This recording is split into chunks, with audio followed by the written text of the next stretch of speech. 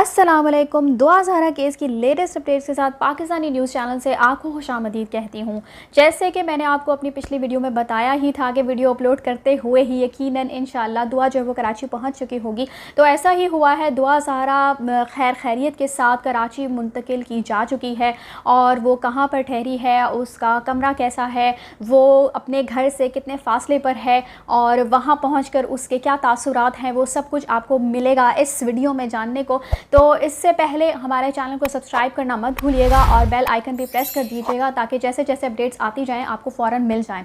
तो जी हुआ कुछ यूँ है कि दुआ खैर आफियत के साथ कराची मुंतकिल की जा चुकी है और वो अपने घर से, जो अब मेहदी अली काज़मी का घर है, उससे बहुत ही कम फासले पर दारुल अमान में शेल्टर होम में मुंतकिल की जा चुकी है। और ये इलाका कहाँ है, और ये इलाका जो है वो सऊदाबाद का इलाका है और वो अपने घर से बहुत करीब है और ये बहुत ही खुशी की बात है। बेशक अभी किसी से भी उसको मिलने की इजाज़त नहीं है। अगर किसी को उससे मिलना होगा तो पहले वो बाहर रजिस्टर पर एंट्री दर्ज करेगा और फिर अंदर जो है वो इत्तलात दी जाएंगी जो उनकी इंतज़ामिया है शेल्टर होम की, वहाँ से अगर मिलने की इजाज़त दी जाएगी तभी कोई शख्स जो है वो दुआ से अंदर जाकर मिल सकेगा। तो वो मुख्तलिफ़ रास्तों से पुलिस जो है वो उसको बाय रोड कराची तक उन्होंने मुंतकिल किया है और बीच में इन्होंने बहुत ही कम स्टे किया है क्योंकि ज़ाहिर है इनकी कोशिश यही थी कि जल्द अज़ जल्द पुलिस जो है वो उसको ऑर्डर्स के मुताबिक जो है वो जल्द अज़ जल्द कराची मुंतकिल कर सके। तो इसलिए इन लोगों ने इतना कोई ख़ास कहीं पर स्टे नहीं किया। मुख्तलिफ़ इलाकों से होते हुए मुख्तलिफ़ जगह पर थोड़ी सी देर स्टे करते हुए ये लोग दुआ को कराची लेकर आए हैं और यहाँ तक कि बहुत थोड़ी सी देर खाने के लिए भी, ज़ाहिर सी बात है कि ये लोग कल रात के निकले हुए थे तो काफ़ी भूखे भी थे, तो बहुत ही मुख्तसर से वक्त के लिए इन्होंने कहीं पर स्टे किया और बहुत जल्द खाने से फारिग होकर ये दोबारा से इन्होंने अपना सफ़र शुरू किया और इस वक्त दुआ जो है वो कराची मुंतकिल हो चुकी है। और दुआ जो है वो काफ़ी मुतमईन और खुश नज़र आ रही है, ऐसा जैसा कि तासुर दिया जा रहा था दूसरी तरफ के वकला की जानिब से। दूसरी तरफ जो लोग बहुत ज़्यादा ड्रामेबाजी करने में लगे हुए थे, बहुत ज़्यादा रोना पिटना ढालने में लगे हुए थे, उनकी तरफ से इस तरह का तासुर दिया जा रहा था कि जैसे वो कराची जाना नहीं चाहती, बल्कि यहाँ तक कहा गया था उनके वकील अली जैदी की तरफ से कि जब मैं दुआ से मिलने के लिए गया तो उसने कहा कि मैं तो कराची बिल्कुल नहीं जाऊँगी और मैं बहुत ही ज़्यादा वावेला मचाऊँगी, बहुत रोना धोना डालूँगी ताकि मुझे कराची ना लेकर जाया जा सके। लेकिन ऐसा कुछ भी देखने में नहीं आया। जो पुलिस एहलकार उसके साथ थी वो बल्कि उनसे बहुत ही खुशगवार माहौल में बातें चीतें करती हुई नज़र आई है और जिन पुलिस एहलकारों के साथ वो कराची मुंतकिल की गई है उन्होंने भी ऐसी कोई बात रिपोर्ट नहीं की है जिससे हमें ये पता चले कि दुआ जो है वो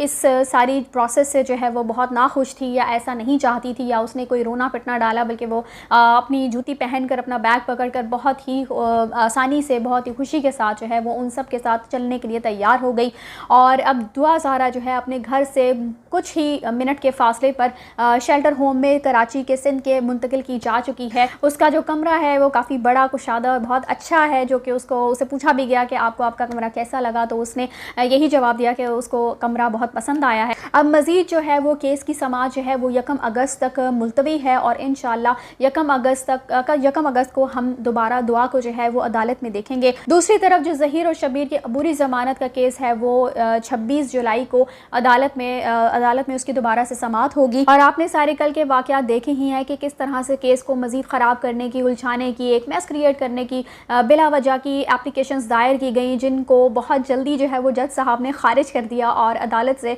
बुरी तरह से इनको मुँह की खानी पड़ी है कल। और अली जैदी साहब जो है उन्होंने पूरा अपना जोर लगाया कि किसी भी तरीके से जो है इस केस को दोबारा से ख़राब किया जा सके। मेडिकल की तरफ कभी रुझान दिलाने की कोशिश की गई, कभी ये कहा गया कि दुआ जो है वो उसको नफ्सियाती बना दिया जाएगा, वहाँ पर उसकी जान को ख़तरा है, और इस तरह की फजूल बेतुकी बातें जो है वो करके केस को उलझाने की कोशिश की गई। लेकिन इस मामले में, इस सारे केस में, ख़ासकर जो लाहौर से कल केस डील किया गया है उस सारे मामले में अहमद शेर जट ने बहुत ही ज़बरदस्त किस्म का किरदार अदा किया है और वो अपने इंटरव्यू में यही कहते हुए दिखाई भी दिए हैं कि मुख्तलिफ़ एप्लीकेशंस जो थी वो दायर की गई थी और उनको निपटाने के लिए मुख्तलिफ़ इदारों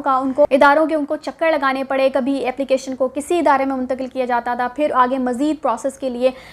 जो अदालती प्रोसेस होता है उसको कंप्लीट करने के लिए डिफरेंट जगह पर उनको एप्लीकेशन पेशेंट को भेजना पड़ता था। और फिर फाइनली जो है वो जज साहब ने अपना जो डिसीजन है वो तैयार करके रखा हुआ था कि आप दुआ को बाहिफाजत जो है वो कराची लेकर जा सकते हैं। सिंध की पुलिस को ये अदालत ने कल फैसला जारी किया और उसके बाद से जो है कल रात को ये लोग दुआ को लेकर लाहौर से अब कराची मुंतकिल कर चुके हैं। और उसके बाद जो टीम थी जिसने उसको यहाँ पर मुंतकिल किया है, तो अब वो मज़ीद उसको वहाँ पे छोड़ने के बाद डेफिनेटली जब उन्होंने अपने मुतालिका इदारे में जाकर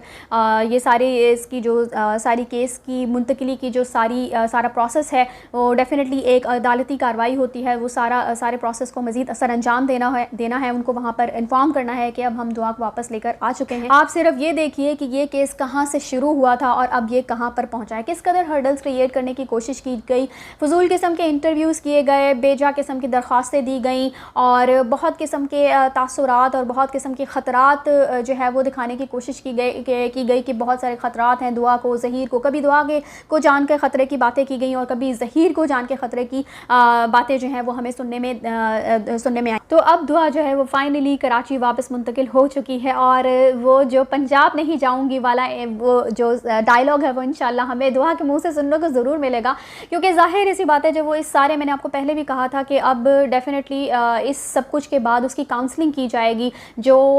कॉम्पिटेंट साइकोलॉजिस्ट हैं वो उसकी जो है उसकी काउंसलिंग करेंगे, उसकी ब्रेन वॉशिंग की जाएगी। और जैसे जैसे वो जो दवाइयाँ जो कि कहा जाता था कि वो पिज़्ज़ा के बगैर रह नहीं सकती, तो डेफिनेटली जब वो पिज़्ज़ा का खुमार उसके ऊपर से उतरेगा तो वो बहुत सारी बातों का इंकशाफ करेगी। और जिस क्राइसिस से वो गुजरी, जिस ट्रॉमा से वो गुजरी है, उसको जब उस सब कुछ से बाहर निकाला जाएगा तो मेरा नहीं ख्याल कि वो वापस पंजाब जाने की बात कभी मुँह पर लाएगी भी। और इंशाल्लाह ताला जिस तरह से उसके वालिदैन पर उम्मीद हैं और जिस तरह से उसको मज़ीद ट्रीट करने की बातें करते हैं कि जब वो आएगी तो उसको मज़ीद अच्छे तरीके से डील किया जाएगा, तो डेफिनेटली वो इस सब कुछ से इंशाल्लाह बहुत जल्द बाहर भी आएगी और हम वापस वो हंसती खेलती दुआ अपने वालिदैन के साथ ज़रूर देखेंगे इंशाल्लाह। इसी के साथ मुझे दीजिए इजाज़त। अगली अपडेट से पहले चैनल को सब्सक्राइब करना मत भूलिएगा। तब तक के लिए अल्लाह हाफ़िज़।